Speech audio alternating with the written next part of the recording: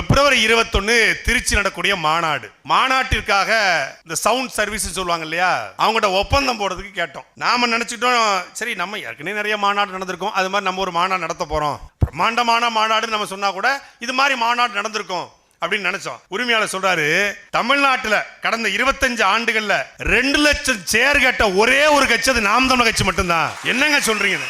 இதுவரைக்கும் இப்படி ஒரு பிரம்மாண்டமான மாநாடு இதுவரைக்கும் திட்டமிட்டதே கிடையாதுன்னாரு. உண்மையிலே கிடையாதா? உண்மையிலே கிடையாதுங்க. இல்லைங்க, விக்கிரவாண்டி மதுரை எல்லாம் பிரம்மாண்டம்னு சொன்னாங்க. ஆனா அங்க அதிகபட்சமாக போட்ட நாற்காலி 80,000 நாற்காலி தான். 2 லட்சம் நாற்காலி திருச்சி, மதுரை, திருநெல்வேலி எங்கேயுமே இல்ல. தமிழ்நாடு முழுக்க திரட்டி கொண்டு வந்தாதான் அந்த நாற்காலியை போட முடியும். நாங்க அண்ணன்ட்ட கேட்டோம், நாற்காலியை குறைச்சிடும், ஒன்னிய குறைச்சிடும் முதல்ல. 2 லட்சம் நாற்காலி போதாதுடா.